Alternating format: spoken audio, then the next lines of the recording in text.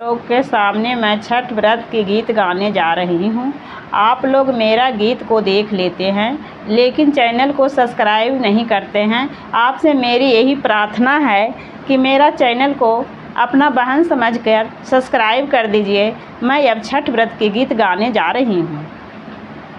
छठी मैया के गली जी कटोरवा कोई बहाड़ियो न दे। छठी मैया के गलिया जी कटोरवा कोई बहाड़ियो न दे। लेहू ना दुलर तो बेटी बढ़निया गलिया देहू ना बहाड़ गलिया देहू ना बहाड़।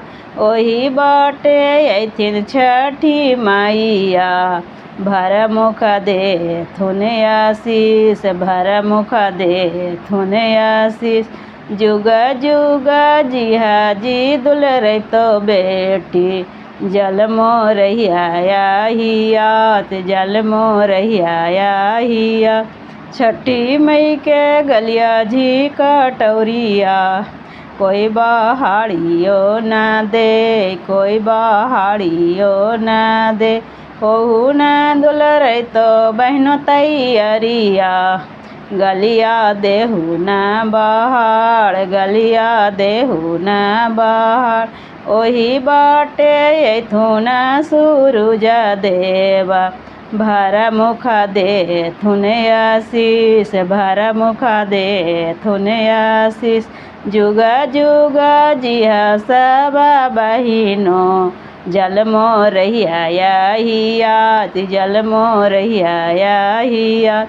किना खर गलिया जी कटोरिया कोई बहाड़ियो न दे कोई बहाड़ियो न दे। छठी मई के गलिया जी कटोरिया कोई बहाड़ियो न दे कोई बहाड़ियो न दे। ओहू न सभे पुत तैयारिया गलिया देहू न बहाड़ गलिया देहू न बहाड़। ओही बाटे अथुन दीनानाथ जी भर मुख दे थुन आशीष भर मुख दे थुन आशीष। प्रेम से बोलिए छठी मैया की जय। मेरा वीडियो अच्छा लगा तो चैनल के ज़रूर से ज़रूर सब्सक्राइब